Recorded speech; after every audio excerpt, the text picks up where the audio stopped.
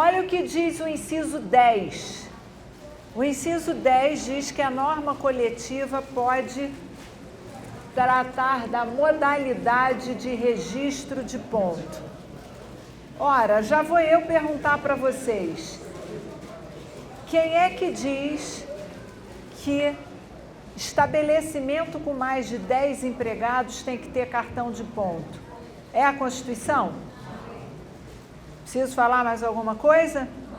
A norma coletiva pode dizer que só com mais de 100 por endereço, isso é por estabelecimento, pode dizer que só com mais de 50, pode dizer que não vai ter mais cartão de ponto, só folha de frequência, pode dizer que não vai ter nada, nem folha de frequência, nem cartão de ponto, nada. Pode adotar o sistema timesheet, isso é o próprio trabalhador declarando, isso é muito importante para quem faz trabalho externo ou quem executa trabalho fora do estabelecimento. Pode qualquer coisa. Lembrem disso. Eu me lembro de uma palestra que, antes do CPC entrar em vigor, naquela vacatio de 1 ano, que eu fiz com o Fred Didier. Fred Didier é um baiano, vocês devem conhecer, um expert em processo civil, foi um dos revisores no Senado do Código de Processo Civil novo. Eu me lembro na palestra ele dizendo porque a norma coletiva pode fazer negociação processual, pode mexer nos ônus da prova. Eu, CLT, lembram do início lá, da bolinha? Agora pode. A norma coletiva pode fazer inversão do ônus da prova. Aliás, isso já é permitido no CPC. Já vi autores defendendo que aquela regra do CPC se aplicava a nós, mas só que no nosso caso a norma coletiva não podia infringir a CLT. E a CLT era muito clássica na divisão estática e dinâmica do ônus da prova. Agora pode-se fazer negociação processual, pode-se inverter o ônus, não tem a velha súmula 338 que diz que é do patrão o ônus de provar a jornada de trabalho do empregado se possui mais de 10. Primeiro, ou você aumenta a quantidade, mais de 100 empregados por estabelecimento é obrigado a colocar ponto, ou você faz a inversão do ônus de prova. Vou dizer mais, há empresas que adotam cartão mesmo, cartão no relógio, né? Não sei se alguém ainda adota isso, mas ainda há empresas. Esse tipo de registro é um problema para o patrão. Por quê? Porque o empregado vai botar o cartão, ele põe do avesso. E quando ele tira e coloca do avesso, a marcação do horário da entrada ou da saída sai no dia errado. O juiz desconsidera essa marcação e declara verdadeiro o horário da inicial. Já ouviram falar de cartão de ponto britânico? Existem empresas que não adianta, é cultural. Há 10.000 anos, desde que Cristo nasceu, a empresa adota aquele ponto, entrou às 8, saiu às 17. Não adianta dizer que o controle é inválido, não adianta dizer que a jurisprudência, porque os empregados não conseguem marcar diferente. E ainda tem aquela, não pode ser mais que 5 minutos, nem menos que 5 minutos, se for mais da hora extra, se atrasar menos de 5, dá desconto. Então, vai explicar para ele que não pode ser britânico e que ele tem que marcar com a variação de até 5 minutos, que não pode... O empregado não entende. Leva para a norma coletiva, cartões britânicos são válidos. Dias em que a saída ou a entrada não é marcada por algum erro, inverteu, são válidos os horários médios de saída. Isso é, cada um vai olhar o seu problema. Quem tem aquele controle de ponto biométrico, o grande problema do biométrico é o intervalo. Nem sempre você consegue um programa ou o próprio trabalhador põe o dedo na hora do intervalo e volta na hora do intervalo. E acaba que computa o intervalo. E você acaba pagando por uma coisa que ele usufruiu. Vai para a norma coletiva e diz que o intervalo não será marcado nem no biométrico. Gente, tudo que se refere à marcação de ponto, agora pode fazer assim. Eu não sei se vocês têm também o sistema de caminhoneiro, né, que a gente chama no Rio de carreteiro, que é o empregado, que faz transporte de carga, que agora a lei, desde 2012 e agora de 2015 também, obriga a ter controle de ponto. E controle de ponto para o caminhoneiro, ou é GPS, porque você não sabe se ele parou na casa A, na casa B, né? Estou imaginando aquelas pessoas que têm 10 mil paradas, né? Quando não falar de mulheres, né? A família A, a família B, você não sabe aonde ele parou na vida. Ele tem que levar uma carga do Rio Grande do Sul ao Amazonas e ele vai demorar, sei lá, 5 meses parando de lugar em lugar, deixando carga. Como controlar esse empregado? Tem muita gente que tem transportadora para fazer entregas. Se ele não vai e volta no mesmo dia, que é um controle, ele volta dias depois, como fazer esse controle? Norma coletiva. Vale o que ele declarar, vale o diário de bordo. A lei já diz isso, mas é muito impreciso. Se ele deixa um dia aberto e a dormida no caminhão, vale, não vale? A lei dele até trata disso também, mas não trata de forma tão precisa. Leva para a norma coletiva. Então, essas questões todas de controle de ponto, marcação do tempo, tudo isso pode ir para a norma coletiva. Outro inciso, dia do feriado. Ora, se pode revogar, quanto mais trocar o dia. Pode trocar o dia, pode mandar pagar de forma diferente, pode mandar acumular. Gente, a CLT autoriza acúmulo de férias para o marítimo. A lei do motorista, essa de 2015, desde a 2012, autoriza acúmulo de repouso semanal remunerado e fracionamento.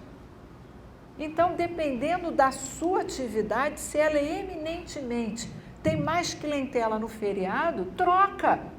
Olha, toda vez que o feriado recair lá, você vai usufruir na semana seguinte, ou no mês seguinte, ou dentro do mês, uma outra folga compensatória. Ou eu vou pagar como hora normal. Além da já remunerada por não trabalhar um dia, a hora normal. Quem diz que paga 100%? É a lei. É a lei que diz que paga em dobro. Eu ainda vou mais. Quem diz quais são os dias feriados é a lei. A lei ordinária, não é a Constituição. Aliás, a Constituição sequer garante descanso aos feriados. Ela só garante descanso semanal remunerado, preferencialmente aos domingos. Essa escala de coincidência com os domingos a gente já viu. Pode alterar também, pode permitir o acúmulo, a alteração, uma escala de revezamento de forma diferente. Eu nunca entendi como é que o empresário consegue fazer uma escala de revezamento para que a cada 3 caia um domingo. Eu com 10 mil empregados, com 100 empregados, como é que eu vou todos? Você nesse, no outro no outro, o outro no outro. É quase uma loucura. Se você colocar um a cada 7 semanas, que é a regra da portaria, ou um a cada semestre, você está cumprindo a lei, deu uma preferência aos domingos. Mas não precisa ser com uma periodicidade tão pequena como é, por um acaso, o caso do comércio, que é exatamente quem funciona aos domingos. Deveria ser o contrário. Quem não funciona aos domingos é que, excepcionalmente funcionando, tinha que dar mais folgas aos domingos. Bom, além disso, nós temos... Essa regra mudou. Essa era uma das que eu estava contra. A redação originária, se eu não me engano, eu botei um novo, botei. A redação originária dizia assim: enquadramento do grau de insalubridade. Era isso que vigorou até o dia 14, quando entrou em vigor a medida provisória. E para mim é o seguinte: mexer com dinheiro, isso é, eu dava benefícios, deixo de dar, eu dava garantias, deixo de dar, a sobressalário tinha natureza salarial, deixa de ter. Isso é um problema entre empresário e patrão. O patrão está com dificuldade econômica, adequa. Agora, mexer com a saúde do trabalhador era algo gravoso que eu via na norma coletiva. E com a redação que estava antes da medida provisória, o empresário poderia dizer que as insalubridades todas agora eram em grau mínimo. Vou dar um exemplo. Em relação à insalubridade, nós temos até 3, mas assim, que é o mais comum, que é grau máximo, são 3 ao todo, grau máximo. Uma que é grau mínimo, todas as outras são grau médio. Quase todas as insalubridades, grau médio. Ora, se eu estou pagando 40% de insalubridade, a norma coletiva me permite pagar 10%, eu vou dizer que toda insalubridade é grau mínimo. O problema não é o valor só, não. O problema é que ele vai ficar exposto a uma nocividade que vai lhe trazer futuramente uma doença. E isso vai acabar no bolso da Previdência, no bolso do patrão. Então, esse era o inciso que eu era contra a reforma. Eu achei que, enquanto a reforma mexeu em dinheiro, em patrimônio, isso é um problema das partes. Mas, à medida em que a reforma mexeu em normas de saúde do trabalhador, eu já achava que só podia fazer com laudo pericial, com uma perícia que constatasse que isso não dava problema para a saúde dele. Foi exatamente o que aconteceu. A medida provisória disse, olha, você quer mexer no grau da insalubridade ou quer permitir que o trabalhador faça horas extras para compensar, não tem problema. Desde que isso não mexa com as normas de medicina e segurança do trabalho, isso é, traga um perito extrajudicial para fazer aquela norma coletiva, fixa qual é o adicional e a partir daí você tem um respaldo, não foi um chute. Eu não tirei de 40% para 10% porque eu queria ganhar em cima da saúde do empregado. Não é porque eu queria comprar a saúde dele mais barata, é porque eu tenho um laudo. Eu vou explicar de onde veio essa norma. O Malek, que foi um dos juízes que participou da reforma trabalhista, ele trouxe um caso do Sul, né, porque ele é juiz do Sul, de uma mesma empresa que teve mais de 100 ações de empregados diferentes pedindo pagamento do adicional de insalubridade. Trabalhavam no mesmo local, na mesma época, com o mesmo agente insalubre. 50% deu que era grau médio, 25% que era grau mínimo e 25% que era grau máximo. Ora, não é possível que o mesmo ambiente, com os mesmos trabalhadores, peritos diferentes tenham medições diferentes. Então, o que ele quis não foi reduzir o direito da saúde do trabalhador, o que ele quis era uniformizar. E isso eu acho que se alguma empresa trabalha com atividade insalubre, para não ter que fazer uma perícia em juízo, para não ter que gastar com laudo pericial e cada perito achar uma coisa diferente, o próprio sindicato ou a própria empresa paga uma perícia, ele faz o laudo e a partir daí espelha isso na norma coletiva. Ele trabalha aí, não sei qual é o caso, né, com ruído de 87 decibéis, 8 horas por dia. Portanto, o adicional dele é 20%. Se ele prorrogar 12 horas por 36, que está trabalhando mais de 8, o adicional vai de 20% para 40%. Pronto, nenhum juiz vai mexer nisso. Por quê? É proibido, num outro inciso, que a gente vai ver daqui a pouco, mexer em normas de medicina e segurança do trabalho. Mas você aqui não está tirando o direito, você está uniformizando, para não ficar na mão do perito. Aquele perito que tem uma cabeça mais empresarial, dá menos. Aquele perito que tem uma cabeça mais empregado, dá mais. E metade dá... Não pode ser assim. Gente, medição... Eu não entendo, eu não sou médica nem engenheira, mas eu não consigo imaginar como é que medir ruído, cada um vai medir um decibéis diferente. Para mim é uma máquina. A máquina vai medir igual para todo mundo. Só se um dia o ruído estava diferente do outro.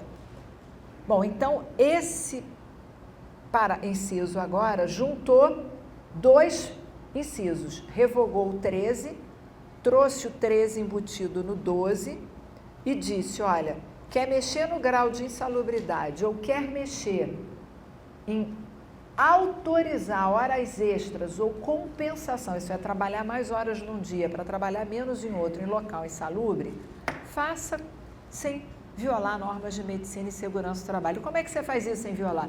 Com laudo técnico. É seguro, de preferência faça com alguém que não é empregado, nenhum engenheiro, para mostrar a isenção. Faça com laudo técnico, não diga, não, eu não estou querendo comprar a saúde dele, deixar o homem doente, dar problema com o trabalhador. O que eu estou querendo é não ficar na mão do perito, do juízo. O perito é empregado, eu pago 40. O perito é empregador, eu pago 10. O perito é médio, eu pago 20. Afinal, é 10, 20 ou 40, que foi o motivo da norma coletiva.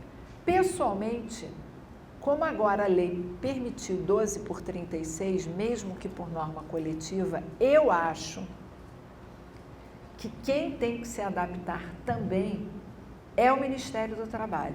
Ele tem, não sei se alguém já leu as NRs, né? Eu li todas, óbvio, né? Dou aula, tem que ler todas. Todas as NRs, ao fixar o adicional, fixam até 8 horas.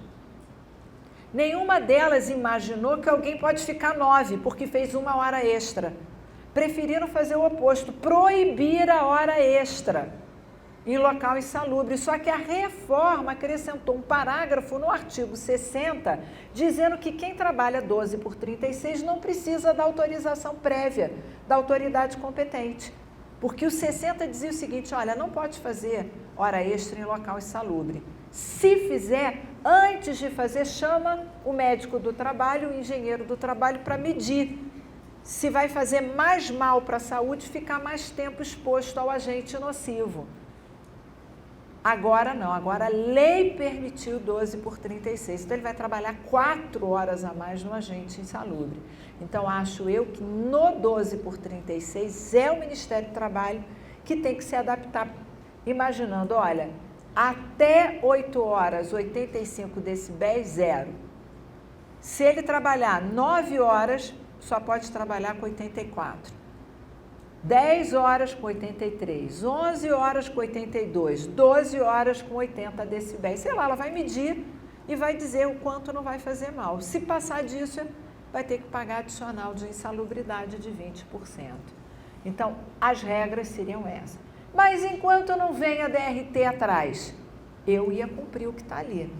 Não vou desrespeitar a norma de medicina e segurança do trabalho. Eu faria um laudo para dizer que eu estou respeitando. Olha, ele está fazendo 12 por 36 ou está fazendo hora extra, estou respeitando. Bom, outro caso, é o 12, é o 13 agora, que foi revogado. Não, andei errado. Aí, é o 13 que foi revogado, que era prorrogação de jornada ou compensação sem licença prévia da autoridade competente em local insalubre, foi para lá. E agora, prêmios. Vocês viram que a medida provisória mudou um pouquinho o conceito de prêmio. A natureza salarial dos prêmios é garantida se ele repetir mais de 2 vezes ao ano. Já era assim, gente, antes da reforma. Prêmio era um presente, era algo eventual. Era algo ligado ao desempenho extraordinário. Ora, se todo mês ele vai, é ordinário, não é extraordinário. Passou a ser uma gratificação por produtividade. Quer tirar a natureza salarial de qualquer prêmio, quer tirar a natureza salarial de qualquer gratificação, de qualquer parcela ligada ao incentivo, à produção, só não pode mexer no salário base. Nos sobressalários você pode mexer. Leva para a norma coletiva. Então, a norma coletiva poderá retirar a natureza salarial. Inclusive, quando criar o PDV, Programa de Demissão Voluntária, que já não tinha natureza salarial, tem até um OJ nesse sentido, agora ratifica esse entendimento lá na norma coletiva. Se a empresa aderir prêmio para dispensa ou por produtividade, independente da periodicidade, mesmo superior a 2 vezes ao ano, não terá natureza salarial. A norma coletiva poderá fazer isso. PL. Por que uma PL estaria aí na convenção e no acordo coletivo? Por um motivo muito simples. Eu nunca entendo muito bem a lei trabalhista, eu aplico. mas nunca entendo muito bem. O patrão, nenhum patrão, é obrigado a dar ao seu empregado participação nos lucros, nenhum. Mas se ele der, a lei diz, só pode dar uma vez ao ano ou duas.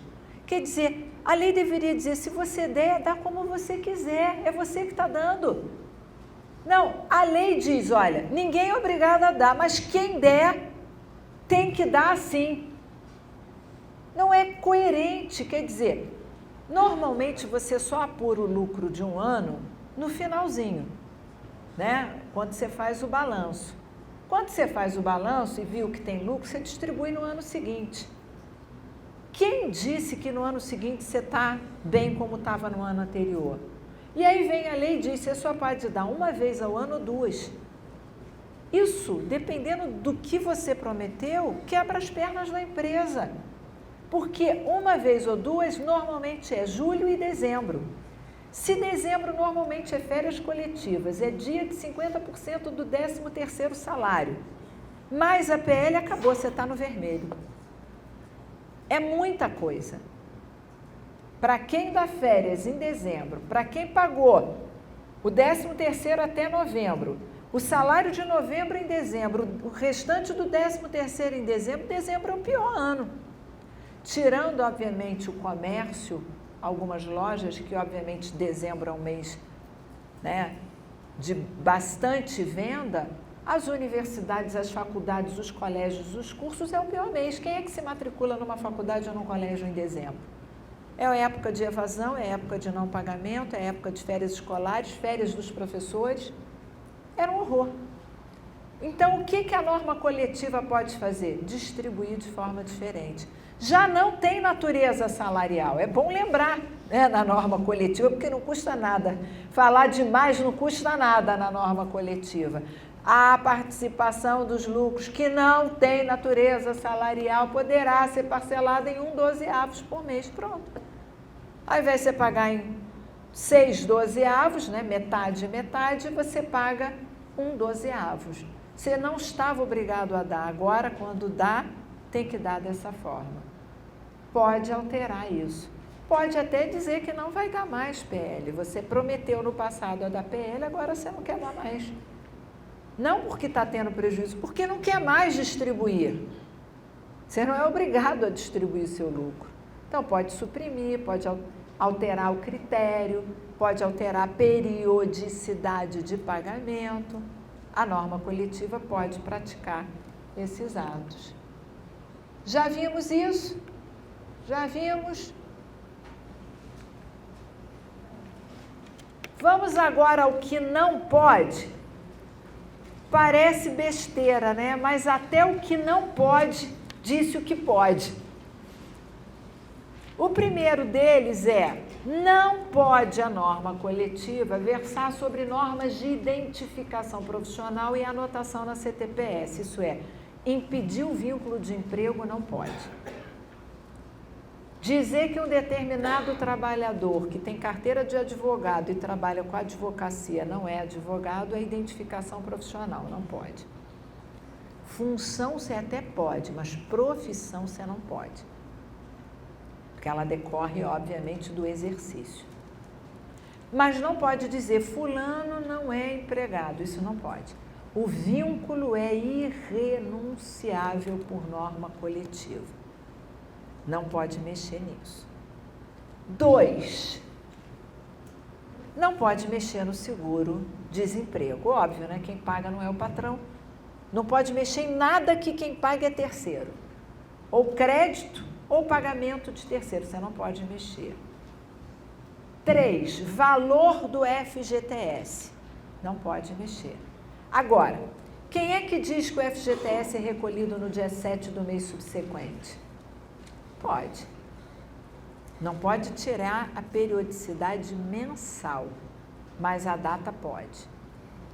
Pessoalmente, eu não aconselho mexer com isso. Por quê? Porque isso é um sistema computadorizado que a Caixa vai criar e ela, duvido que ela vai dizer, diga o dia do vencimento. Não sei se vocês estão entendendo. Apesar disso, teoricamente ser possível, como isso impacta num banco Ela que não vai se adaptar à sua norma coletiva, mas deveria, porque a sua norma coletiva agora é lei. Então, apesar de teoricamente ser possível, não recomendo mexer na data de recolhimento máximo do FGTS, nem na multa de 40%.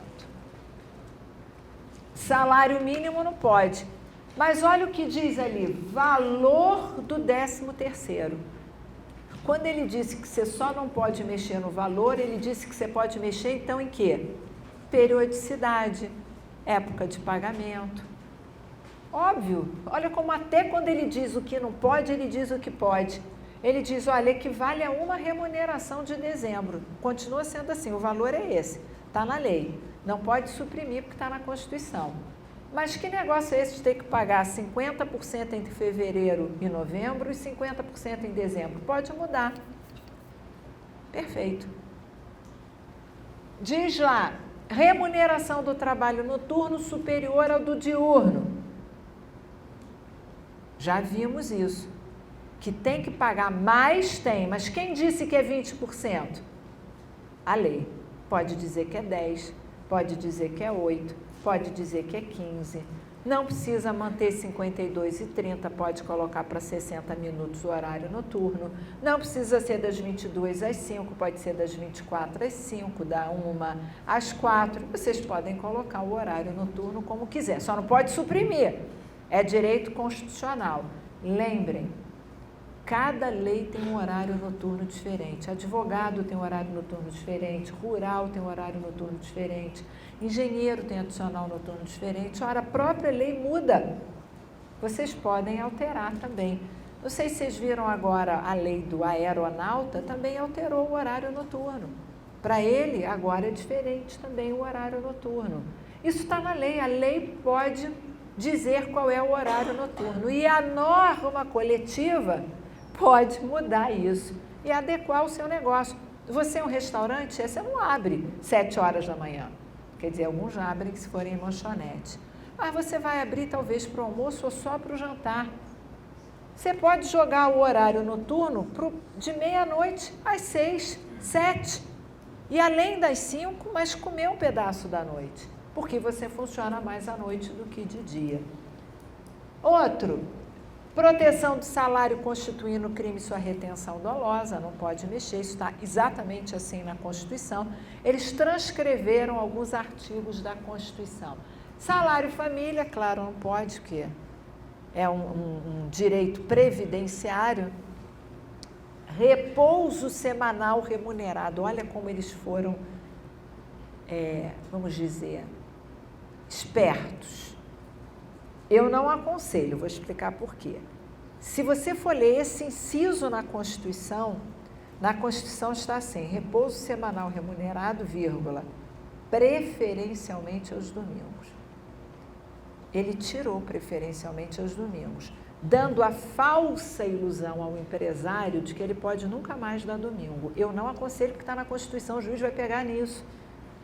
Não está aqui, mas está lá.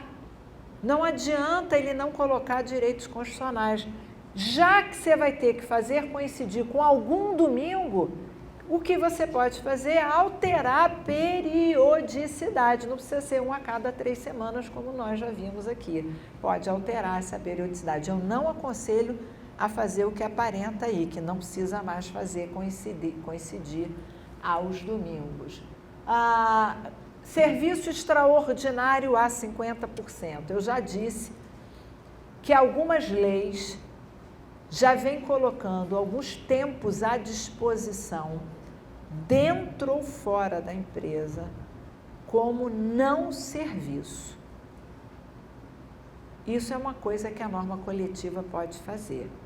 Vou dar o exemplo. A lei da doméstica diz que a doméstica que viaja com o patrão a serviço, né, óbvio, que o tempo que ela está viajando sem estar efetivamente trabalhando não é tempo de serviço. Mas ela ganha 25% a mais por isso. A lei do motorista, transporte de carga, né, caminhoneiro, diz que o tempo que ele está na alfândega, nós já vimos isso, na fiscalização, na pesagem, no meio do caminho, não é tempo de serviço. mas manda pagar 30%. O que é isso que eu estou dando exemplo, gente? É, na verdade, colocando tempo à disposição, isso é, quando não há serviço efetivo, com um pagamento menor do que 50% se passar da jornada. Isso é uma forma de driblar a CLT e a Constituição.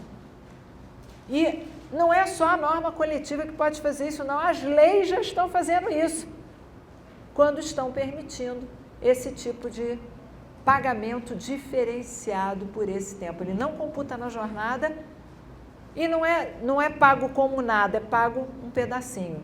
Não pense que isso é coisa da modernidade. Eu vou voltar a 1943, a CLT já tinha algo igual para o ferroviário. O ferroviário que está na estrada de ferro, isso é dentro da empresa, aguardando o chamado em prontidão, ele ganha apenas 2/3 da hora, mesmo que seja o tempo dele de folga. Nem é a hora extra, nem é a hora integral, 2/3 da hora. Então, já a própria CLT colocava o tempo à disposição remunerado de forma diferente.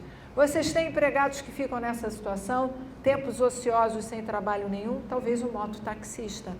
O mototaxista, ele fica esperando o quê? Entrega. Ou o delivery, né? Não sei se alguém trabalha com restaurante, com farmácia, com entrega. Vocês têm empregados só para o delivery, não o balconista que está trabalhando, está esperando. Mas o delivery, se tiver entrega, se não tiver, ele fica. Você pode estabelecer na norma coletiva que o tempo que ele está aguardando o chamado para a entrega, que esse tempo não é computado como de serviço efetivo, mas vai ter que ter uma contrapartida. Vai dar 30% desse tempo. Pronto. E a vantagem de não contar é porque ele pode trabalhar 8 horas em entrega. Só em entrega. Além disso, já vimos aqui, número de dias de férias. Quem é que diz que eu tenho que comunicar as férias com 30 dias de antecedência, pagar com 2 dias antes, que só pode se cumular, se não der no período concessivo em dobro? É a lei. A lei diz isso. A norma coletiva não poderá reduzir o número 30.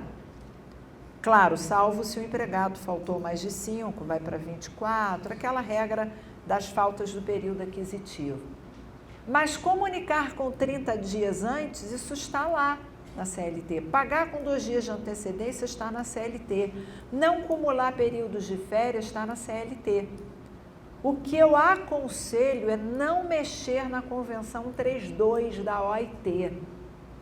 A Convenção 32 da OIT diz que se as férias forem fracionadas, um período tem que ser de 2 semanas. A CLT manteve isso, 14 dias. Não fale no restante dos períodos. Não diz infração, não diz o restante. Só diz que o restante tem que ser usufruído em 18 meses depois da aquisição. Então, ela permite o acúmulo. Então, é possível fazer uma norma coletiva com época de comunicação das férias, época de pagamento das férias diferentes da CLT e um acúmulo parcial dentro dos 18 meses. Porque você não desrespeita, lembra aquela tese, se é inconvencional, porque tem convenção internacional, você não mexe nessa convenção, mas faz o que até ela permite, que é um acúmulo. Aliás, o acúmulo de férias já está na CLT, eu falei para vocês, para o marítimo. Ele pode acumular 2 períodos de férias. Para o servidor público estatutário, e eu sou uma delas, a gente tem a opção de pagar antecipado ou pagar postergado. Eu nunca optei pela antecipação, porque como boa brasileira eu gasto. Então, se eu receber as férias adiantadas, eu vou ficar sem dinheiro depois, porque eu vou gastar todo o dinheiro que eu recebo. Para o patrão isso também pode ser pesado, ele paga o mês anterior até o 5º dia útil do mês subsequente, ele paga as férias 2 dias antes. É pesado, pago as férias e mais outro mês, são 2 meses de salário, fora quando ele pede antecipação do 13º nas férias. Leva para a norma coletiva, não tem mais antecipação nas férias de 13º. É a época que o patrão chora, ele paga metade do 13º, as férias e o salário, tudo num único mês, para um único empregado. Se der para 4 empregados férias no mesmo mês, tá frito.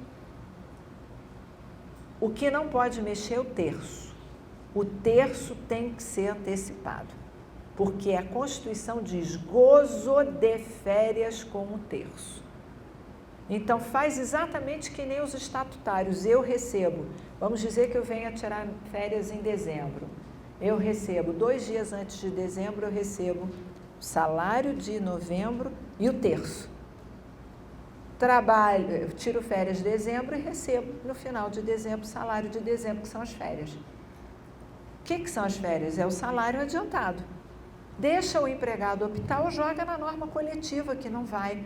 Joga na norma coletiva, o empregado optará, ou joga na norma coletiva, o patrão não está obrigado a adiantar o valor das férias, salvo o 13º. Pode mexer com isso.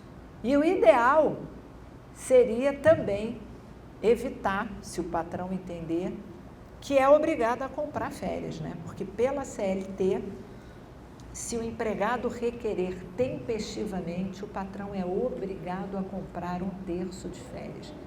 A CLT é clara, se o empregado requerer até 15 dias antes do fim do período aquisitivo, que quando tirar férias ele quer o abono, o patrão é obrigado. Nunca vi isso. Ainda bem que ninguém sabe disso, nem as minhas domésticas. Imagina você ter que comprar as férias de alguém, isso devia ser invendável. E já que pode ser vendido, tem que ser por comum acordo. Você quer vender? Eu vou ver se eu quero comprar. Como eu sou obrigada a comprar suas férias? E se eu não preciso? Ainda bem que a CLT excluiu nas férias coletivas. Nas férias coletivas ele não é obrigado a comprar. Claro, ele sabe que vai tirar 30 dias, todos vão vender 1/3. Também pode isso para a norma coletiva. Percebam que quando ele disse número de dias das férias, o que ele quis dizer? Tudo que não for número de dias de férias e o inciso de baixo, tudo que não for o terço, você pode negociar na norma coletiva. Ah, olha, eu não tenho muito problema com isso. Se não tem, põe na pauta, lembra da pauta? Para esse você abrir a mão. Olha, eu quero negociar isso tudo. Não, mas tá bom, então esse eu abro mão, esse eu abro mão. Você tem alguma coisa para abrir mão na hora da negociação. Eu tenho que ter uma pauta deste tamanho, antes só eles que mandavam a pauta. Agora vocês vão mandar a pauta. Minha pauta é essa, tudo. Mas olha, férias para mim não era um problema. Vai colocar. Para quê? Barganha. Barganha. Não, mas até isso você quer mexer? Eu quero mexer em tudo que eu posso. E depois, gente, quando chegar, o grosso, o que interessa é o que vai ficar. Eu me lembro que isso também era na Câmara, né? Várias coisas a gente conseguiu mudar. Eu mesma consegui mudar várias coisas. Pró-empresário ou pró-empregado. Isso é aquilo que eu achava justo. As normas de medicina e segurança do trabalho eu fui contra todas. Acho que não tinha que mexer em nada de insalubridade e periculosidade. Essas eu achava que não podia. E algumas coisas eu chegava lá na comissão e dizia, isso é inegociável. Não tinha. Isso é inegociável. Isso pede outra coisa. Eu pedi outra coisa. Tá, isso aqui a gente... É exatamente isso. Vai fazer a pauta para você, sem que eles vejam, em vermelho, o que é inegociável.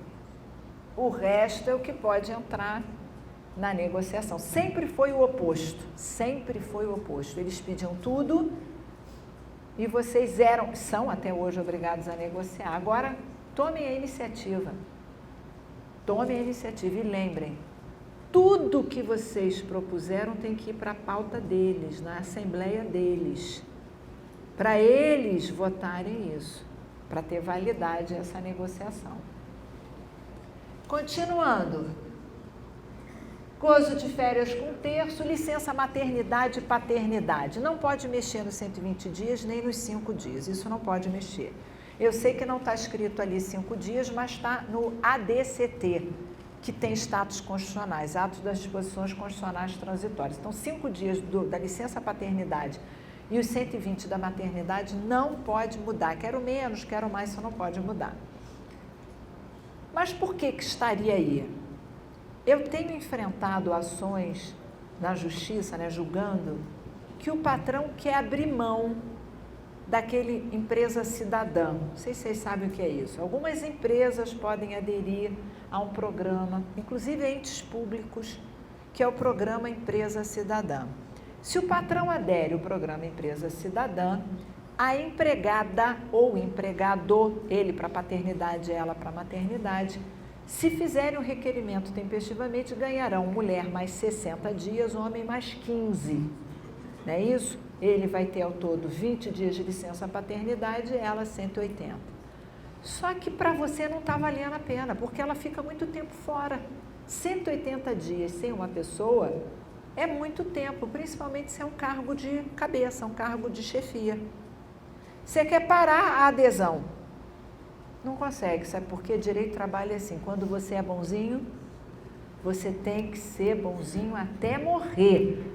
Antes de morrer, você não pode tirar, você está na beira do luto, a morte. Eu digo, continua dando. Está sem dinheiro, mas tem que dar. Posso falar que até eu era assim, porque essa era a regra. Agora mudou. Então, até para renunciar ou denunciar o programa Empresa Cidadã, eu colocaria na norma coletiva. Qualquer empresa poderá, a qualquer momento, denunciar o programa Empresa Cidadã para não podendo alegar direito adquirido. Ponto. Porque eu tenho certeza que aquela grávida que teve o bebê na época em que você não era mais da Empresa Cidadã, ele vai querer que quem pague os 60 dias a mais? O patrão.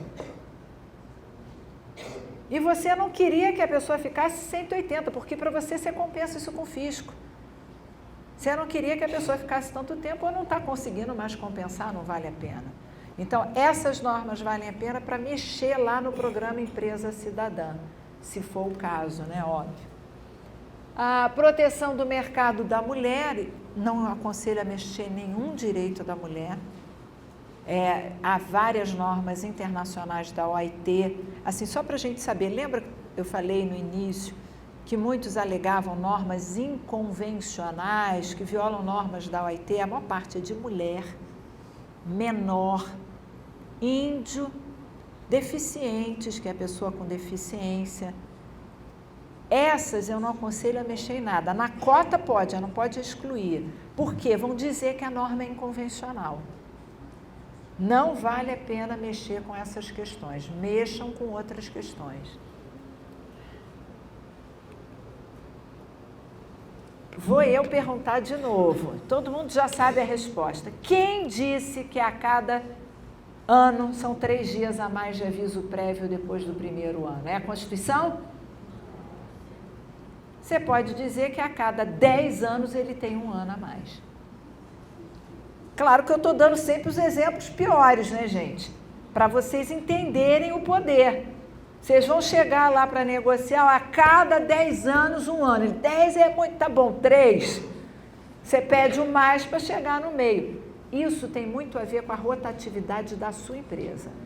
Se você é uma empresa que tem empregados antigos, joga isso na norma coletiva, porque esses empregados daqui a pouco estão saindo. Se você é uma empresa de rotatividade pequena, fica 1 ano e meio, acho que nem vale a pena mexer. Põe a cláusula só como uma daquelas que você vai negociar, porque 3 dias a mais não vai te quebrar de aviso prévio se ele tem 1 ano e meio de casa. Agora, se você é uma empresa que já tem empregados com 5, 10 anos, já vale a pena mexer para dizer que só tem direito depois de 10 anos. Pensem nisso. Não pode excluir a proporcionalidade, porque ela está na Constituição. Você tem que respeitar a Constituição de forma diversa. Ela diz, todos têm direito ao aviso prévio proporcional ao tempo de serviço de no mínimo 30 dias. Mas quem diz como é que se calcula é a lei. Você pode alterar a lei. Então, isso não tem problema de mexer. Esse é aquele inciso que eu disse que não pode mexer em normas de medicina e segurança do trabalho. Não pode mexer em insalubridade, periculosidade. Se aqui tem empresa de posto de gasolina, se aqui tem empresa que trabalha com ruído, com agrotóxico, não pode mexer em nada. Esqueçam, isso não pode mexer. Eu sei que algumas coisas são quase impossíveis mas não pode mexer. Adicional de insalubridade e periculosidade, aposentadoria. Olha esse inciso 20. Esse inciso 20 também é uma ilusão para quem lê. Não acreditem nele. Ele diz assim: seguro contra acidente de trabalho a cargo do empregador. O seguro acidente de trabalho a cargo do empregador é aquele SAT, que é aquela alíquota que já está embutido quando você paga a previdência. Se você comparar esse inciso com o da Constituição, lá tem assim, vírgula, além da indenização por dano quando ocorrer dolo ou culpa. Vou explicar. Ao ler esse artigo, dá uma falsa aparência de que você pode excluir responsabilidade por acidente de trabalho. Não pode. Não pode porque está na Constituição. Só que lá só está na Constituição a indenização por dolo ou culpa, não está a objetiva, essa está no Código Civil. Então, a norma coletiva pode excluir dano moral e patrimonial por responsabilidade objetiva. Subjetiva não vai poder. Então, é um tiro no pé levar isso para a norma coletiva, porque o juiz vai falar, ó, não está proibida na CLT, mas está na Constituição. Quem você acha que tem hierarquia maior? Claro que é a Constituição. Então, não vale a pena negociar isso. Isso, se acontecer, vai ter que pagar a indenização para o trabalhador.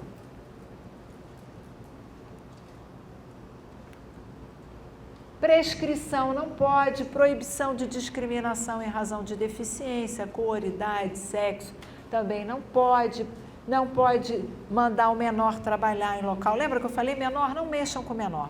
Aliás, se alguém trabalha com menor, eu acho que é muito mais o McDonald's que trabalha, é um trabalho que não vale a pena, porque o Ministério do Trabalho fica em cima, o fiscal do trabalho fica em cima, deixem para trabalhar com menor com aprendizagem. Tirando a aprendizagem, infelizmente, é tão protetivo que discrimina.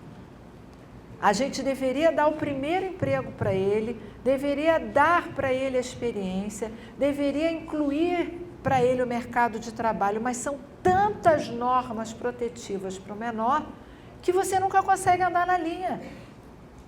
Então, não acho que vale a pena mexer na norma coletiva, nada com menor, nada. Não toque em menor, mesmo que não seja para os trabalhos fora da lista TIP, né, que é proibido vários tipos de trabalho ao menor de 18 anos.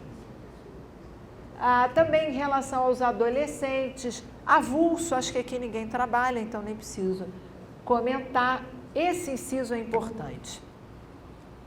Ele diz que não pode a norma coletiva criar ou cobrar contribuição ou valores dos empregados em normas coletivas, porque isso viola a liberdade sindical. Vou falar os dois aspectos desse.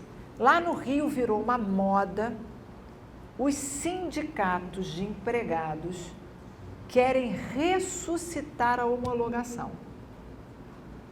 A homologação não é boa para ninguém, só para o sindicato dos empregados, porque é uma forma que ela tem de aproximar o trabalhador do sindicato, de induzi-lo de que há falhas no pagamento, que ele pode mover uma ação contra o patrão, e agora dele cobrar, porque não tem mais proibição de cobrança, porque revogaram a homologação, revogaram a cobrança. Quem tem mais de um ano não precisa mais homologar nem o pedido de demissão, nem a rescisão. Então, como revogar o parágrafo primeiro, revogaram o segundo, terceiro, eu acho. Não precisa, não pode, não, foi revogada a regra da cobrança, então eles querem cobrar. Se essa for a negociação, eu sugiro outra. Não voltem com a homologação, não é boa para ninguém, nem para o empregado, nem para o patrão. É uma forma que eles têm de induzir, cooptar. Se não tiver jeito, isso for uma, né, porque pode ser que eles também tenham as cláusulas inegociáveis, já podem argumentar que é inconstitucional cobrar de quem é não associado, mesmo que seja para homologar. Tem súmula vinculante 40 do Supremo Tribunal Federal, do trabalhador, não estou falando do empregador. E o sindicato do empregado não pode cobrar nada do patrão. Também já há decisões do TST que patrão não tem que custear sindicato de empregado. Isso mostra que ele se vende para o poder econômico. Isso viola a liberdade sindical. Nem o sindicato do patrão tem que dar dinheiro para o sindicato dos empregados e nem os não associados do sindicato dos empregados têm que dar dinheiro, nem que isso esteja na norma coletiva, porque está aí a proibição. A própria CLT proibiu que a norma coletiva criasse qualquer tipo de cobrança sem a prévia anuência do trabalhador. Então, se é para dar um troco, tem que dar um troco. Lembram da quitação anual? Cobra essa. Cobra essa. Por que essa? É anual, ele ainda é seu empregado. É mais difícil de coaptar e entrar com uma ação no judiciário enquanto está com o contrato vigente. Para o patrão pode ser vantajoso obter uma quitação. Essa, se ele quiser colocar que quer cobrar, claro, sempre do associado, né? O não associado de nenhuma forma, essa tudo bem, pode cobrar. Quer cobrar quanto? Eu já vi sindicato do Rio dizendo que vai cobrar R$500 da quitação anual. Aquela que é de ano em ano. Claro, eles querem repor, né, gente? Óbvio. Eles estão arranjando um jeito de repor a perda, que foi muito grande essa perda. Então, é importante essa cláusula. Por outro lado, essa cláusula não proíbe a cobrança do patrão. Percebam que ela é clara. Se a norma coletiva cobrar que o patrão tem que pagar para o sindicato do patrão, isso é, o sindicato da categoria econômica, isso não está proibido. Eu vou defender que mesmo nesse caso não pode de não associado. O que eu acho é que terão mais associados, porque agora o poder do sindicato patronal é um poder que nunca existiu no mundo do Brasil. Nunca existiu no Brasil. Esse poder que ele tem agora de negociar revogando, é claro que ele só vai fazer as negociações quando os seus associados vierem mostrando suas dificuldades para colocar nas convenções coletivas essas situações. Então, o patrão poderá cobrar contribuição sindical, quer dizer, o sindicato patronal poderá cobrar contribuição sindical dos empresários. Eu é que acho que viola a liberdade sindical cobrar de qualquer não associado. A liberdade sindical é para sindicato dos empresários e sindicato dos empregados. Quem não quer se associar não pode ser obrigado a pagar nada. Agora, se ele quer se associar, pode estabelecer lá na Assembleia o valor que cada um vai pagar. E aí pode ser de qualquer forma, mensalidade, anuidade, mensalidade mais anuidade, aí vai se estabelecer a forma que coloca. Mas isso que eu estou falando é relativo, porque não houve uma proibição aí. Eu acho que é relativo, primeiro, porque aí não está dito nada. Eu estou fazendo uma interpretação pelo artigo 8º, que não fala empregado ou empregador, fala liberdade sindical. É genérico. E liberdade sindical é qualquer um, seja um lado ou outro, ter o direito de se associar ou não. Não é crível quem não é associado pagar por algo. Agora, é óbvio que se ele quer que um sindicato que ele não é associado negocie para ele, aí a taxa negocial tem que ser cobrada. Óbvio, né? O sindicato vai sobreviver do quê? Dessa taxa. Então, tem que trazer na norma coletiva isso, as negociações entre empresário e patrão, um não paga dinheiro para o outro. Empresário não paga dinheiro ao sindicato do patrão, nem precisa estar, que tem uma série de decisões. Nem empregado paga nada para o sindicato do patrão. eu já vi lá no Rio, né, minha experiência é Rio de Janeiro, algumas normas coletivas depois da reforma cobram, o sindicato do empregado cobra do patrão uma taxa. Isso vai bater como inconstitucional na hora. Eu vou ser uma das que vou declarar inconstitucional. Não pode o patrão custear nada para o sindicato dos empregados. Isso viola a liberdade sindical. Eles têm que sobreviver com o dinheiro deles. Eles têm que sobreviver com a negociação deles. Eles é que têm que agora, alguns, pela primeira vez, buscar associados com a negociação coletiva. E ao contrário, o patrão agora, o sindicato do patrão tem um poder tão grande que os empresários é que vão querer se associar para ter ali realmente uma pauta de reivindicação. Antes, qual era a finalidade? Nada, vinha tudo pronto. Você só dava cláusulas econômicas, mais nada. Tudo era repetido. Continuando. Greve não pode mexer, que é o direito de greve, nem nas atividades essenciais. Percebam que quando ele diz o que pode, quando ele diz o que não pode, ele está indiretamente dizendo que pode. Aonde está escrito que se for atividade essencial tem que comunicar com 72 horas e se for atividade não essencial são 48 horas de antecedência? Lei de greve ordinária. Não sei se a categoria de vocês é uma categoria de muita greve, mas se é uma categoria, né, combatente, norma coletiva. Se tiver greve em serviço não essencial, 1 semana, porque com 1 semana já dispersou. Ou você já se virou com 1 semana. 1 semana de antecedência, tem que comunicar aos usuários, tem que... Pronto. Porque lá estão os requisitos com um período muito curto, 48 horas. 48 horas não dá nem para você comunicar a todo mundo se for serviço não essencial. Então, isso pode mexer também. Tributos e créditos de terceiro, não pode mexer. Tudo que for da Previdência e do Fisco, não pode mexer. Nada, nenhum crédito deles. E em relação às disposições das mulheres, eles colocaram aquela proibição de anúncio, é proibido anunciar discriminando sexo, idade, cor, isso é mulher, jovem, aqueles anúncios de antigamente, não pode mais, continua proibido. A licença maternidade, a paternidade, o trabalho insalubre, uma questão que se manteve aí, que pessoalmente eu queria tirar, era o 400, lutei para cair esse 400 aqui, que deve ser o último. Lembram do que é o 400? É a obrigatoriedade de manter um lugar para amamentação se você tem mais de 30 mulheres.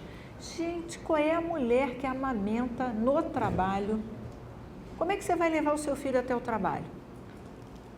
Eu acho que tem várias mulheres aqui que trabalham. Eu acho que você tem que amamentar até os 6 meses, mas você só tem 120 dias de licença. Você vai voltar e trabalhar 60 dias sem licença. Aí você vai mandar a babá ou alguém trazer o filho até a empresa para ir para o ambiente, para amamentar e depois vai devolver a criança. Ela vai ficar lá dormindo no berçário sozinha, sem ninguém? Ou você acha que também o patrão vai ter que pôr uma babá para cada criança? Não é crível, isso era uma regra de 1943.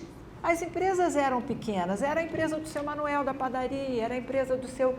Hoje em dia você tem... Eu julgo casos, olha os casos que eu tenho julgado, a coisa está cada vez pior. As grandes companhias de shopping, né? Não sei se são as mesmas daqui, Sá Cavalcante, lá no Rio, daqui a pouco eu vou lembrar, do Barra Shopping. Tem um nome, esqueci, daqui a pouco eu lembro. Não é Multiplan, não, é uma outra, eu vou lembrar daqui a pouco. Essas grandes companhias de administração de shopping, ela constrói o shopping e aluga as salas para os comerciantes. Aí ele tem uma loja com 5 mulheres e alguns homens. Ela tem com 3. A soma dos lojistas dão mais de 30 mulheres. O Ministério Público está multando a companhia, vou lembrar, quase veio o nome da empresa, está multando a empresa que por acaso é o Barra Shopping, porque é o Barra Shopping que tem que dar o lugar de amamentação para as mulheres empregadas dos lojistas, não é empregada dele não, ele não é sócio da empresa, ele só aluga. Então, a coisa está cada vez, e a multa, vocês não têm ideia, é uma multa milionária, astronômica. Barra Shopping imediatamente construiu, óbvio, era mais fácil construir do que tentar recorrer da multa. Construiu lá um ambiente para colocar. Agora o mandado de segurança veio com informações para a gente julgar lá na CEDI. 2 mulheres do shopping inteiro frequentam, 2 empregadas. Hoje em dia não se faz mais isso. Primeiro, quando a CLT foi criada, a licença era de 90 dias. Hoje a licença é de 120. Mas não, isso era inegociável, não mexeram nesse local. Não dá para levar isso para a norma coletiva. Vai ter que ter, tem mais de 30 empregadas no ambiente, vai ter que ter o lugar da amamentação. Não sei para quê, mas vai ter que ter, e o pior, tem que ter número de cadeiras iguais às mulheres, como se todas fossem amamentar na mesma hora, o bebê sente sede na mesma... As coisas que só homem cria. A mulher sabe que isso não existe. Né? Umas coisas assim, quem criou essa regra? Que acha que vai amamentar todo mundo na mesma hora, no mesmo minuto, que o bebê vai chorar naquela hora, que o bebê vem lá da casa da pessoa que mora lá no fim do mundo até a empresa para... Bom, deixa para lá isso daí, não teve como mudar. E esse é o nosso parágrafo único, que diz que normas de duração do trabalho, isso é todo o capítulo da duração do trabalho, hora noturna, hora extra, adicional de hora extra, adicional de hora noturna, intervalos, lembrem, intervalo é intra-jornada, entre jornada, semanal e anual, tudo pode ser alterado em norma coletiva. Para ele, só não pode mexer em normas de medicina e segurança do trabalho. Bom, com isso a gente acaba, e eu acho que eu assustei todo mundo, né? Tirando uma exceção ou 2, está todo mundo, não, isso é mentira, isso não pode ser. Com isso a gente acaba a parte de negociação coletiva. E, gente, mais uma vez eu vou repetir, eu não tive nenhum intuito de dizer tirem tudo do trabalhador, ele merece tirar tudo, em nenhum momento eu disse isso. Eu quis só mostrar o quanto poder pode ter uma negociação coletiva. Se eles antes, o céu era o limite, isso eles podiam pedir reajuste de 60%, agora para vocês a Constituição é o limite. Então, mudou muito esse prisma. E a negociação agora é pautado no que vocês querem e podem, o que inverte muito um prisma. É óbvio que cada um vai usar isso dentro do que é possível. A gente sabe que tem sindicatos que não negociam de jeito nenhum. E eu acho que a primeira forma de negociar acabou a ultratividade. A última norma, quando acabar a vigência, você perde todos os benefícios. Eu não vou manter nenhum se a gente não negociar. Então, a primeira negociação é essa. Eu me lembro que quando a gente fechou a flexibilização no Congresso, numa das palestras que eu dei, não adianta mexer aqui no 612, que era lindo, se você não mexer no 620, dizendo que o acordo coletivo prevalece sobre a convenção. Porque essa empresa está com dificuldade, ela faz um acordo, a outra não está. Aí o empregado dessa pede a aplicação do acordo, e a redação antiga dizia que quando o acordo fosse, a convenção fosse mais benéfica, ele prevalecia. Não adianta mexer nesses 2 artigos se não tirar a ultratividade. E não adianta mexer nesses 3, 612, 620, 614, com o fim da ultratividade, se não mexer no 8º, dizendo que o juiz não pode se meter.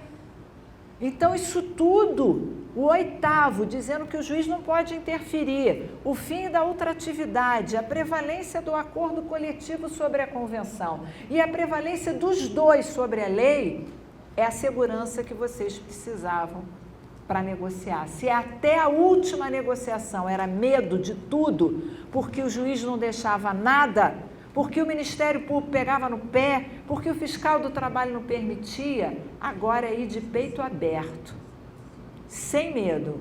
E, obviamente, vai fazer o mesmo que eles faziam. Eles pediam o céu, vocês vão mostrar o inferno.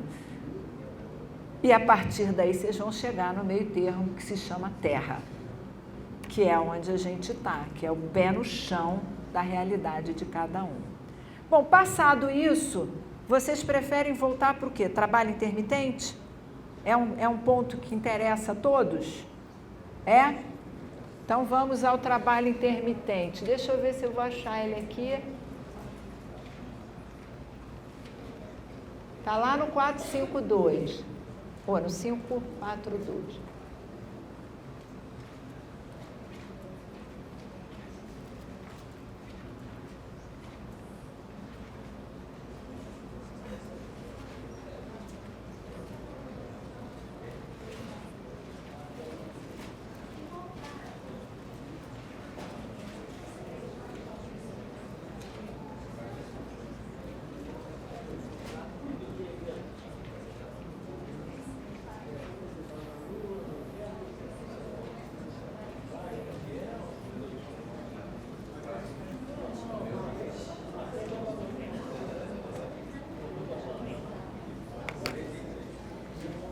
Chegamos no intermitente. Qual é a vantagem para o empresário do trabalho intermitente? A única vantagem é se o seu trabalho é muito sazonal. Isso é, se a demanda da empresa for muito sazonal, vou até mudar a expressão, se a sazonalidade for muito esparsa. Se você tiver uma sazonalidade esparsa, vale a pena o contrato intermitente. Se você não tiver uma sazonalidade esparsa, não vale. Vale mais a pena o contrato por tempo parcial, contrato temporário ou contrato por prazo determinado. Exemplo, vocês vão chegar agora o mês de dezembro e não tenho dúvida que quem é lojista vai ter uma demanda maior. Muito mais gente comprando. Obviamente, você vai precisar de mais vendedores. Se você é uma loja, né, e você vai ter mais vendedores, é muito melhor contratar ou temporário, terceirização, ou a terceirização sem ser o temporário, que é até melhor, até aconselho, nem o temporário, a terceirização mesmo, atual, permitida, ou contrato por prazo determinado. Para que usar o intermitente? O intermitente vai dar problema enquanto não estiver na norma coletiva. Não aconselho ninguém a contratar um intermitente enquanto a norma coletiva não tirar da cota, da estabilidade, não mexer naqueles pontos que nós já vimos, porque isso vai gerar problema futuro. Eu já estou imaginando a mulher dizer que ficou grávida no período de inatividade ou de atividade. Como é que vai ser a sua vida? Já estou imaginando um empregado com carteira assinada intermitente que se registra dirigente sindical do sindicato e quer estabilidade. Isso vai gerar um problema. Bom, vamos dizer que você realmente tem uma intermitência muito imprevisível. Olha, meu problema é que de vez em quando eu tenho contrato. E quando eu tenho contrato, eu tenho que contratar gente na rua. E aí as pessoas trabalham um mês e aí vai embora o contrato. E aí eu passo 2, 3 meses sem aparecer o outro. Aí vale a pena. Quando você tem demandas maiores, fixas, exemplo, eu sou um restaurante, eu não sei se aqui tem esse ramo. Eu sou um restaurante. Gente, é incrível que toda sexta, sábado e domingo você precisa de mais garçons. Eu só janto fora sexta à noite, sábado à noite. Então, todo fim de semana você precisa de mais. Não vale a pena o intermitente, é mais fácil você contratar por tempo parcial. Contrata lá por 26 horas mais 6 horas. Pronto. Ele pode trabalhar 8 horas no sábado, 8 horas no domingo e, se for o caso, 8 horas na sexta. Contrato por tempo parcial, pago proporcionalmente, ele não trabalha os outros dias, não me dá problema. E ele é um empregado fixo. Ele vai te dar menos problema que o intermitente. Vou falar os problemas do intermitente para a gente entender. Primeiro, o contrato é escrito, tem que dizer a função que ele vai exercer. Ele alterna períodos de atividade e inatividade. O tempo de inatividade não é tempo à disposição, é suspensão do contrato, tem que identificar, dizer o valor da hora, o local e o prazo do pagamento. Quais são os problemas? Primeiro, tem que chamar com 3 dias de antecedência. Só se você já tem previsão da demanda. Você já tem previsão da demanda? Então tá, chama com 3 dias de antecedência. E aí ele não vai. Você não pode chamar outro, porque não tem 3 dias. Se fosse seu empregado, lembra que eu falei do contrato por tempo parcial? Você já poderia advertir, porque ele faltou num dia que o contrato foi feito para ele trabalhar. Eu contratei para você trabalhar toda sexta, sábado e domingo, você faltou. Não só vou descontar o dia, como vou te dar uma advertência. Esse aqui não tem punição, porque a própria lei diz que ele pode recusar. E ele aceitou, tinha uma multa, não tem mais, tiraram a multa. Aquela multa de 50%, não sei se vocês lembram, que era a redação antiga, tiraram. Além disso, há um artigo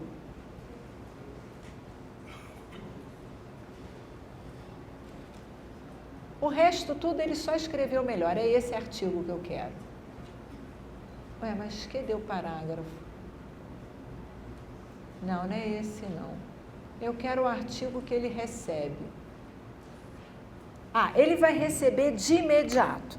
Então vamos dizer que você contrate um intermitente. O contrato intermitente também é chamado de contrato zero. O que é contrato zero? Eu te contrato para 0 trabalho. Você tem a carteira assinada por mim, pode ter por vários outros, inclusive nos concorrentes, para você ter 0 trabalho. O dia que o patrão precisar, com aquele valor de hora fixado, eu te chamo com 3 dias de antecedência, você tem 2 dias. Não me pergunte como, eu te chamo com 3 dias de antecedência e você tem 2 úteis. 2 úteis, pode ser mais que 3 corridos. A MP enlouqueceu. Por isso tem que ir para a norma coletiva. Você tem 2 úteis, você pode me responder no 3º dia, quando eu já preciso de você. Bom, mas tudo bem. Quando eu te chamar, você aparece, trabalha, eu consumo o seu trabalho, acabou o trabalho, eu pago para você. Até aí está certíssimo. Você paga a remuneração, que é o salário, as horas extras, se for o caso, hora noturna, e repouso semanal remunerado imediatamente. Aí vem o pior. Você paga o percentual, que eles ainda vão criar provavelmente em decreto, ou vão usar a portaria do INSS do avulso, que já existe, é um percentual, sobre aquele valorzinho de 2 dias ou 12 horas trabalhadas, você vai recolher um percentual de FGTS, um percentual de 13º, um percentual de férias. Tudo bem, o FGTS você vai depositar, o INSS você vai depositar. Mas, gente, que loucura, eu vou pagar férias antes dele adquirir o direito? Eu vou pagar o 13º antes da época própria? E se ele praticar uma justa causa, como é que eu reavejo isso? É o único trabalhador que recebe férias sem usufruir e no ano seguinte vai usufruir sem receber. Isso é quase inconstitucional. Lembra que eu disse que tem pontos inconstitucionais? A Constituição diz que as férias são acrescidas do terço. Como é que você vai receber as férias e o terço antes das férias? É claro que, como eu, ele vai gastar. E quando chegar nas férias, ele vai ficar a ver navios. Não é crível essa norma. A minha proposta era copiar a lei do avulso. Não sei se vocês conhecem, trabalhador avulso não é empregado. Um dos exemplos de trabalhador avulso é o estivador. Eles trabalham nas orlas e também recebem pelo tempo trabalhado. E tem os mesmos direitos do empregado. Inclusive, a proposta é usar os percentuais dele, que calcula certinho quanto é férias mais um terço, quanto é o 13º, sobre aquelas horas trabalhadas. Sabe como é que faz o ógmo? Arrecada o dinheiro, quem paga o armador, o navio, né, o empresário, paga para o ógmo, e ele deposita na Caixa Econômica o avo relativo às férias e o avo relativo ao 13º. Se ele ficar mais de 90 dias sem trabalho, ele levanta o FGTS. Na época das férias, ele levanta de todos os ógmos as férias. Quando chegar dia 20 de dezembro, ele levanta o 13º, perfeito. Porque em dezembro ele já adquiriu o direito ao 13º do ano, aí ele tem o direito de levantar. Agora, você paga no mês de janeiro o tico-tico, né, que vai ser um valorzinho, de 13º. Aí ele trabalha fevereiro, ele não trabalha para você. Agosto ele trabalha, julho, aí ele já recebeu todos os 13º. Chega em novembro, você demite ele por justa causa. Olha, então eu vou compensar sim, mas não revogou a regra da CLT, que você só pode compensar até uma remuneração. Você adiantou férias, você adiantou 13º para ele, e aí? Vai dar o valor? Tomara que dê. Acho que a regra do intermitente não é boa. Com a medida provisória, acrescentaram que se ele ficar mais...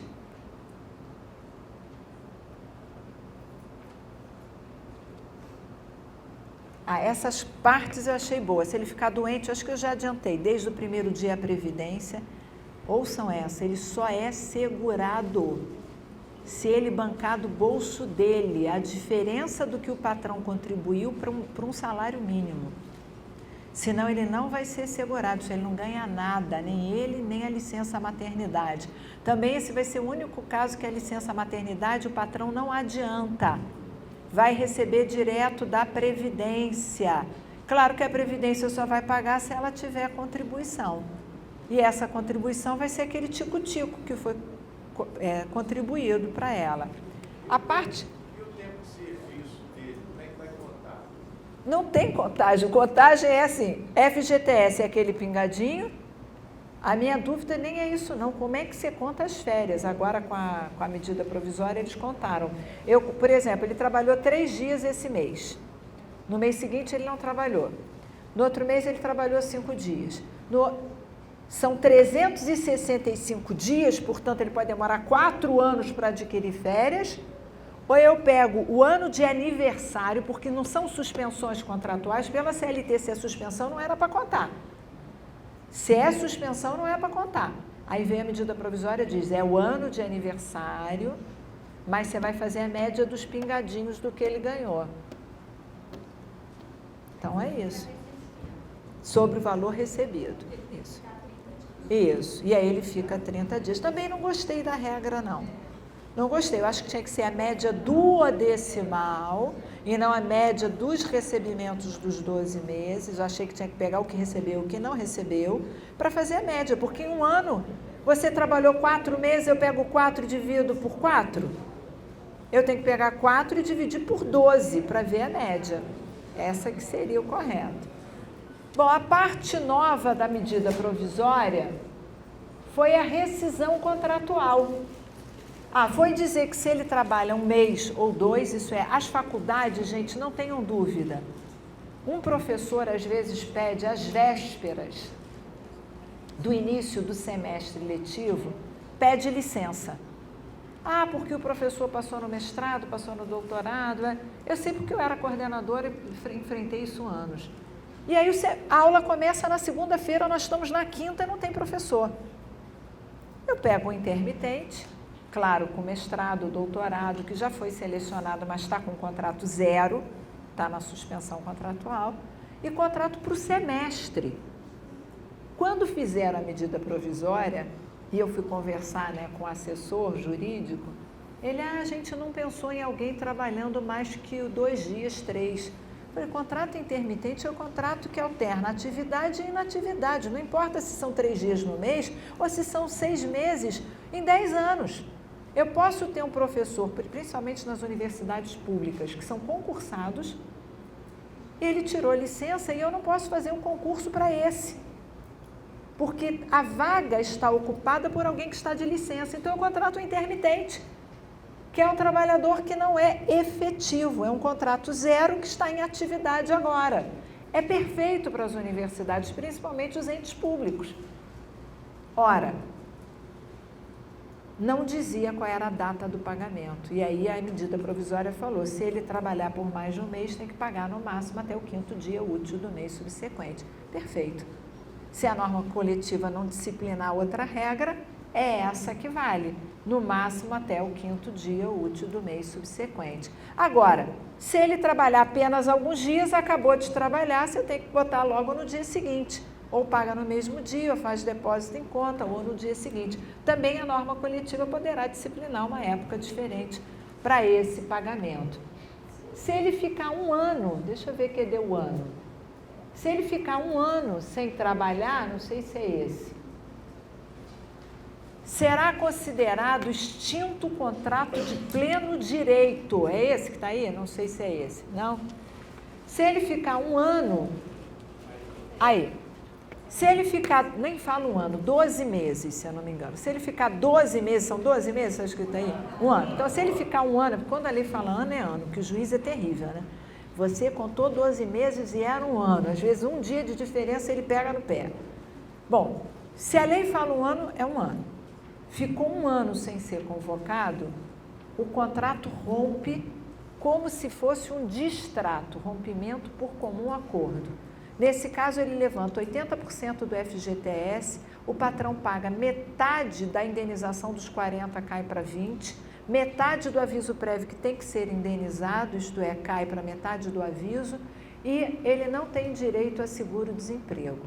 Então, se ele ficar um ano sem ser convocado, vai pagar verbas na rescisão para ele como se fosse um distrato. 50% do aviso prévio, 50% da multa, levanta 80% do FGTS, não recebe seguro-desemprego, recebe as outras parcelas. Eu não vejo, sinceramente, grandes vantagens. Eu sei que para algumas atividades essa é a solução.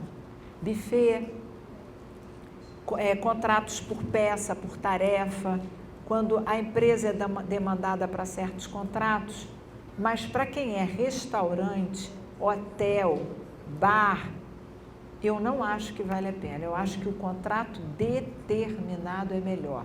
Aliás, de novo, quem é que diz que o contrato determinado terá? Se for de experiência de 90 dias, só podendo ter uma prorrogação. Se for o comum de 2 anos, só podendo ter uma prorrogação. É a Constituição? Já sabem o que podem. Você pode determinar que o contrato determinado pode ter 3 prorrogações, pode ter um prazo superior ao da lei. Você pode estabelecer algo diferente do que está na lei, se isso for interessante. Então, de repente, nessa época de Natal, é muito melhor terceirizar, porque hoje a terceirização vigente a partir desta lei 13.647, nem a isonomia salarial você precisa dar, nem isso você precisa dar, não precisa pagar o mesmo salário. Se for temporário, precisa. Se for a terceirização em geral, não precisa. É muito mais barato que o intermitente. Você contrata, diz os dias que você quer contratar, pode fazer por tempo parcial, pode terceirizar. Na terceirização pode vir cada hora um diferente, se você quiser, para os dias e para as necessidades que quiser. Acho mais vantajoso a terceirização hoje em dia. Já vimos aqui a questão do intermitente. Essa é o cálculo das férias que eu falei. Bom, já vimos o intermitente. Querem ir para qual agora? Quer o café agora? Então já vão decidindo o que vocês querem depois. Distrato, extinção, PDV, quitação anual, tem para todo gosto. Grupo econômico, tem para todo gosto. Sucessão, gratificações, remuneração, tem para tudo. Já decidam o que a gente vê no próximo bloco, tá? Um pequeno intervalo agora. Quanto tempo? 15 minutos.